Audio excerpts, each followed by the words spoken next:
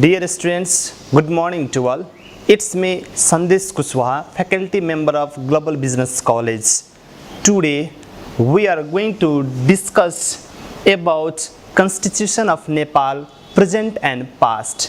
आजको यस कक्षामा हामी एकाइ 8 पाठ 1 नेपालको संविधान वर्तमान र विगत भनेर हामी छलफल गर्ने क्रममा छौं है। आजको यस कक्षामा हामी विशेष गरेर नेपालको संविधानको बारेमा इदमिस छलफल गर्ने छौं। ल सबजना एकचोटी यहाँ ध्यान दिएर इदमिस सुन्दिनु होला र हेर्दिनु होला। ल हेर्नुस् यहाँ यथार्थमा पहिला यो टपिक जुन हाम्रो दिएको छ नेपालको संविधान भनेर, त पहिला हामी सर्वप्रथम यो बुझौं कि संविधान भनेको हो के है। त यसलाई सहज भाषामा यो संविधानलाई सहज भाषामा बुझ्नु पर्दा यो भनेको एउटा किताब हो जसको सहयोगद्वारा राष्ट्रलाई चलाइन्छ। भनेपछि यो संविधान भनेको देशको एउटा मूल कानुन हो। हेर्नुस् है, यो संविधान भनेको देशको एउटा मूल कानुन हो जसमा राज्यको संरचना, शक्तिको बाँडफाँड, नागरिकको अधिकार, राज्य सञ्चालन सम्बन्धी प्रमुख नीतिहरूलाई उल्लेख गरिएको हुन्छ। भनेपछि यो किताबभित्र लेखेको नियम कानुन अन्तर्गत बसेर हामीले देश सञ्चालन गर्नुपर्ने हुन्छ है। त भनेपछि यसलाई हामी आफूले पढ्ने पुस्तक जस्तै हामी यसलाई बुझ्न सक्छौं। जसरी हामीले पढेको पुस्तकबाट आफ्नो करियरलाई बनाउँछौं, त्यस्तै राष्ट्रले बनाउने भनेको यो हरेक राष्ट्रको संविधानले हो। ठीक छ। अब हेर्नुस् यहाँ त्यस्तै अब यहाँ एउटा नोट मैले हालेको छु है। यो नेपालको संविधान वर्तमान भनेर जुन हामी कुरा गर्दै छौं है, त जताना तपाईहरु हेर्नुहुन्छ भने त्यहाँ प्रश्न के लेखिएको छ, नेपालको संविधान 2072 भनेर। तर एउटा कुरा चाहिँ हामी सबजना याद राखिराखौं, नेपालको संविधान 2072 यथार्थमा भन्नुपर्दा नेपालको संविधान 2072 यसको नाउँ होइन।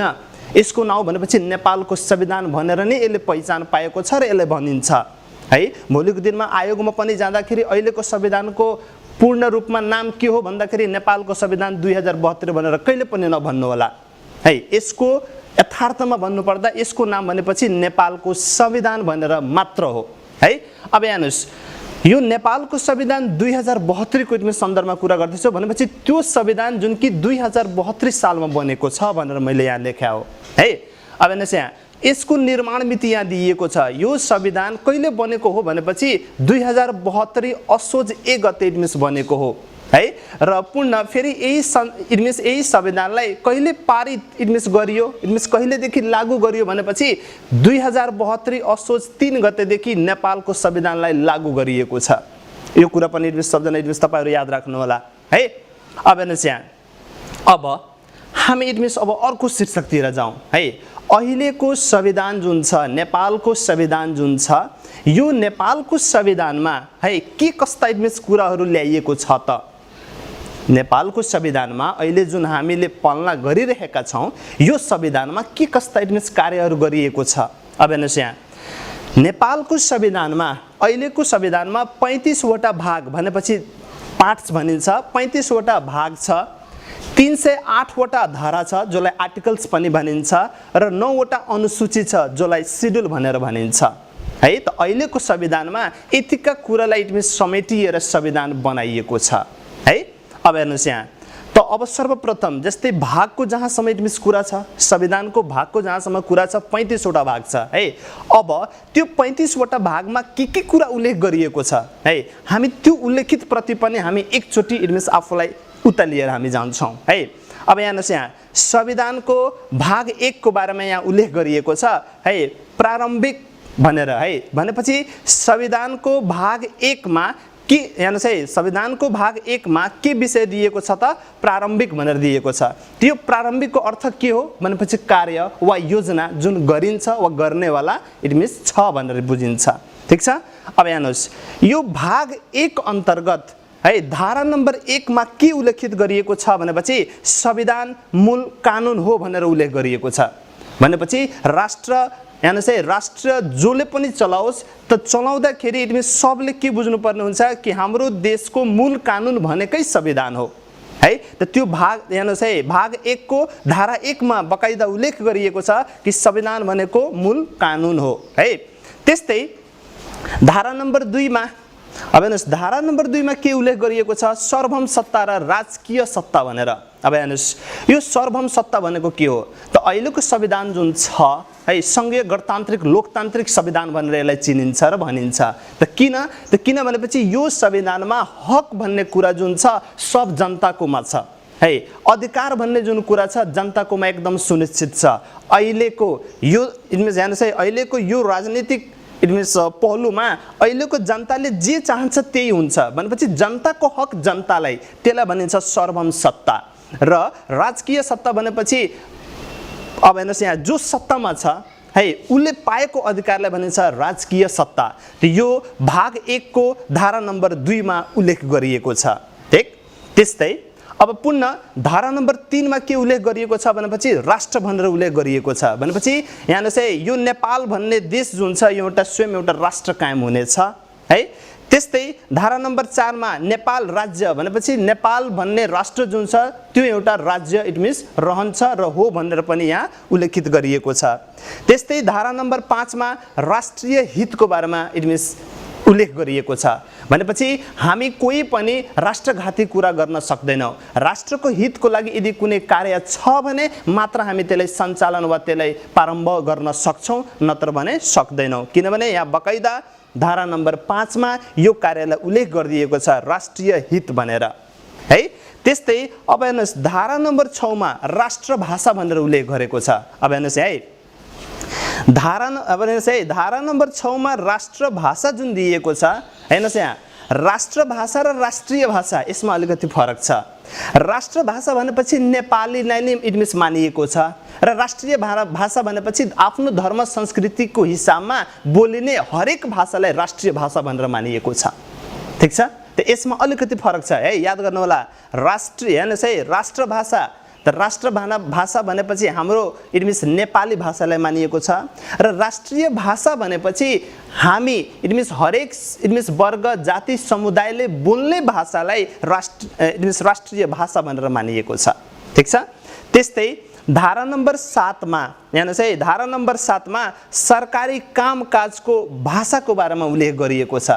त सरकारी कामकाजको भाषा के हुनेछ भनेपछि धारा नम्बर 7 मा प्रष्ट इट मिन्स उल्लेख छ कि सरकारी कामकाजको भाषा नेपाली हुनेछ भनेर। बुझ्नुभयो?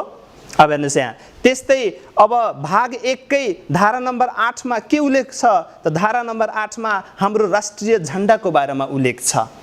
ठीक छ, अब हेर्नुहोस् यहाँ त्यस्तै धारा नम्बर 9 मा के छ त धारा नम्बर 9 मा राष्ट्रिय गान र इत्यादि इट मिन्स राष्ट्रिय सङ्केत जुन हाम्रो छ त्यसको बारेमा इट मिन्स उल्लेख गरिएको छ। ठीक छ, मलाई अब जहाँसम्म लाग्छ कि तपाईहरुलाई इट मिन्स धारा नम्बर 1 देखि लिएर 9 सम्म केही समस्या नहुनु पर्ने है। अब त्यस्तै पुनः छलफलकै क्रममा अब हामी इट मिन्स लागौं इट मिन्स अब हेर्नुहोस् है भाग हेर्नुहोस् है अब यो भाग 1 भित्र हेर्नुहोस् है यो भाग 1 भित्र इट मिन्स यो 9 वटा धाराहरू कायम गरिएको छ। ठीक छ, अब त्यस्तै अब अघिल्लो छलफल हाम्रो हुन जान्छ भाग 2 मा के लेखिएको छ त भनेपछि अब सुरुमै हामी इट मिन्स कुरा गर्यौं कि अल टुगेदर हाम्रो संविधानमा कतिवटा भाग रहेको छ 35 वटा, जसमध्ये हेर्नुहोस् है भाग 1 को बारेमा हामीले छलफल गर्यौं। भाग 1 भित्र यतिका धाराहरू कायम गरिएको छ र हरेक धारामा इट मिन्स आफ्नो इट मिन्स कामकाज पनि इट मिन्स तोकिएको छ। ठीक छ, अब हेर्नुहोस् यहाँ अब अर्को छलफलकै क्रममा अब हामी जाउँ हेर्नुहोस् है अब हामी जाउँ धारा 2 तर्फ है। हेर्नुहोस् धारा 2 तर्फ के सरी इट मिन्स यो संविधानको भाग 1 हैन, अब भाग 2 तर्फ जाउँ त भाग 2 मा के उल्लेख गरिएको छ भने नागरिकताको सन्दर्भमा भनेपछि हामी नेपालको नागरिक भएको हैसियतमा हामीले त नागरिकता चाहियो त त्यो नागरिकताको प्रकार जुन छ त्यसलाई कायम गरिएको छ भाग 2 मा। ठीक छ, त्यस्तै अब संविधानकै हेर्नुहोस् है भाग 3 मा मौलिक हक र कर्तव्यको बारेमा उल्लेख गरिएको छ। भनेपछि अब यो मौलिक हक भनेको हो के हेर्नुहोस् त हाम्रो राष्ट्रमा चलिरहेको संविधानले जुन हक अधिकार हामीलाई दिइसकेको छ सुनिश्चित गरिसकेको छ त्यस्तो हकलाई भनिन्छ मौलिक हक भनेर है। त हेर्नुहोस् त इट मिन्स भाग 3 मा हेर्नुहोस् है भाग 3 मा हामी इट मिन्स हेर्नुहोस् हाम्रो मौलिक हक र कर्तव्य भनेपछि हाम्रो कर्तव्य राष्ट्रप्रति के हो भन्ने कुरालाई इट मिन्स उल्लेख गरिएको छ है। त्यस्तै भाग 4 मा अब हेर्नुस्, भाग 4 मा राज्यका निर्देशकका बारेमा लेखिएको छ। भनेपछि राज्यलाई सञ्चालन गर्ने व्यक्ति को हुन् र राज्यलाई कसरी सञ्चालन गर्ने भन्ने सन्दर्भमा उल्लेख गरिएको छ। कहाँ त? भाग हेर्नुस् है, भाग 4 मा राज्यका निर्देशक, सिद्धान्त, नीति तथा दायित्व। भनेपछि राज्यले जसले चलाउँछन् है तिनीहरूका सिद्धान्त, इट मिन्स अब कुन सिद्धान्तमा राष्ट्रलाई चलाउनु पर्ने हुन्छ, कस्तो नीति लिएर इट मिन्स जानुपर्ने हुन्छ र राष्ट्र चलाउने व्यक्तिका दायित्व कस्तो हुनुपर्छ भन्ने कुरा त्यहाँ भाग 4 मा उल्लेख गरिएको छ। ठिक छ? अब हेर्नुस् यहाँ त्यस्तै भाग 5 तिर अब छलफल गरौँ। भाग 5 मा राज्यको संरचना र राज्य शक्तिको बाँडफाँड गरिएको छ। भनेपछि हेर्नुस् यहाँ हाम्रो राष्ट्रमा राज्यलाई कसरी इडमिस बनाइएको छ भनेपछि दुई तहको इडमिस सरकार, दुई तह होइन 3 तहको सरकार इडमिस हामी यहाँ भेट्छौँ। केन्द्रीय सरकार, प्रदेश सरकार, स्थानीय सरकार भनेर 3 तहका सरकारलाई इडमिस कायम गरिएको छ है। त त्यो भन्ने कुरा इडमिस हाम्रो राज्य संरचना अन्तर्गत इडमिस पर्छ। अब तिनीहरूको शक्ति जुन छ त्यसलाई पनि बाँडफाँड गरिएको छ। भयभरको शक्ति केन्द्र सरकारलाई नदिएर केही शक्ति केन्द्र सरकार कहाँ हुन्छन् भने केही शक्ति इडमिस प्रदेश सरकार कहाँ हुन्छन्, केही शक्ति इडमिस स्थानीय सरकारका हुन्छन् भनेर यसलाई पनि बाँडफाँड गरिएको छ। त्यो कुरा इडमिस भाग 5 मा प्रष्ट रूपमा उल्लेख गरिएको छ है। त्यस्तै अब भाग 6 तिर हेर्नुस्, भाग 6 मा राष्ट्रपति र उपराष्ट्रपतिको बारेमा उल्लेख गरिएको छ। भनेपछि देशमा राष्ट्रपति कायम गर्नको लागि इडमिस बनाउनको लागि के कस्तो योग्यता चाहिन्छ, के कस्तो इडमिस क्राइटेरिया इडमिस फुलफिल गरेपछि इडमिस हामी इडमिस भनौँ न प्रतिनिधिहरू इडमिस राष्ट्रपति बन्न सक्छन् र उपराष्ट्रपति बन्न सक्छन् है। त्यसको बनोटको संरचना जुन छ त्यसलाई इडमिस उल्लेख गरिएको छ भाग 6 मा है। त्यस्तै अब भाग 7 तिर जाउँ है। भाग 7 मा के दिएको छ भनेपछि संघीय कार्यपालिका भनेर दिएको छ। अब यो संघीय कार्यपालिका भनेको यसलाई इडमिस यो संघीय भन्ने शब्दलाई फेडरल भनेर तपाईहरु बुझ्न सक्नुहुन्छ। भनेपछि यो संघीयले केन्द्रीय भन्ने शब्दलाई अंकित गरेको हुन्छ है। अब यहाँ संघीय कार्यपालिका भन्नाले यहाँ यो केन्द्रीय प्रशासन चलाउने अंग हो। यो संघीय कार्यपालिका जुन यहाँ उल्लेख गरिएको छ भाग 7 मा यो अन्तर्गत यो अन्तर्गत जे जति प्रशासन बनाइन्छ राष्ट्रमा सञ्चालन गर्नको लागि त्यो प्रशासनलाई यही इडमिस केन्द्रबाट इडमिस भएर इडमिस त्यसलाई चलाउने कार्य गरिन्छ। भनेपछि यो संघीय कार्यपालिका है केन्द्रीय प्रशासनको एउटा अंग हो है। अब हेर्नुस् यहाँ त्यस्तै अब भाग 8 तिर जाउँ। भाग 8 मा के उल्लेख गरिएको छ भनेपछि संघीय व्यवस्थापिका। हेर्नुस् है यो संघीय व्यवस्थापिका भन्नाले सरकारको नीति बनाउने सदन हो। भनेपछि भोलिको दिनमा सरकारले राष्ट्रलाई कसरी इडमिस चलाउने हो है, के कार्य गर्ने हो भन्ने कुरा इडमिस कहाँ उल्लेख गरिएको छ त इडमिस भाग 8 मा संघीय व्यवस्थापिका अन्तर्गत यो सबै नीति नियम बनाउने सिद्धान्तलाई त्यहाँ कायम गरिएको छ है। त्यस्तै अब छलफलकै क्रममा हामी भाग 9 तिर जाउँ। भाग 9 मा के दिएको रहेको छ भनेपछि हेर्नुस् भाग 9 मा छ संघीय व्यवस्थापन कार्यविधि। भनेपछि हेर्नुस् है संघीय इडमिस केन्द्र स्तरमा है कार्यविधि जुन छ आफूले गर्ने कार्य जुन छ काम जुन छ त्यो कसरी व्यवस्थापन गर्ने त्यो कुरालाई इडमिस भाग 9 मा उल्लेख गरिएको छ है। त्यस्तै अब भाग 10 तिर जाउँ। भाग 10 मा के रहेको छ भनेपछि संघीय आर्थिक कार्यप्रणाली। भनेपछि हेर्नुस् है राष्ट्रसँग आर्थिक कारोबार जुन छ त्यो पनि इडमिस हेर्नुपर्ने त्यहाँ नीति नियम दिइएको हुन्छ। त राष्ट्रको जुन आर्थिक हेर्नुस् है राष्ट्रको जुन आर्थिक व्यवस्थापन जुन छ है त्यो हेर्ने सिद्धान्त जुन कहाँ कायम गरिएको छ त त्यो हेर्ने कार्यविधि भाग 10 मा उल्लेख गरिएको छ। भनेपछि संघीय आर्थिक कार्यप्रणाली इडमिस त्यसलाई इडमिस भनिएको छ है। त्यस्तै भाग 11 मा हेर्नुस् है भाग 11 मा न्यायपालिकाको बारेमा उल्लेख गरिएको छ। यो न्यायपालिका भनेपछि त्यो संस्था जहाँबाट हामी न्याय पाउन सक्छौं है। त यसमा अब हेर्नुस् यो न्यायपालिकाको सन्दर्भमा के उल्लेख गरिएको छ भनेपछि हेर्नुस् नेपाल अधिराज्यमा एउटा सर्वोच्च अदालत हुनेछ, 7 वटा उच्च अदालत हुनेछ र 77 वटा जिल्ला अदालत कायम गरिएको छ भनेर इडमिस भाग 11 मा उल्लेख गरिएको छ है। त्यस्तै अब भाग 12 तिर हेर्नुहोस् हेर्नुहोस् है, महान्यायाधिवक्ता भनेर हेर्नुहोस् उल्लेख गरिएको छ। यो महान्यायाधिवक्ता जुन छ है, यो नेपाल राष्ट्रभरिमा एकजनालाई हेर्नुहोस् नियुक्त गरिन्छ है। अनि यो महान्यायाधिवक्ता जुन छ है, यो प्रधानमन्त्रीकोबाट यसलाई नियुक्त गरिन्छ। त यसमा एकजना व्यक्तिलाई मात्र हेर्नुहोस् राखिन्छ है।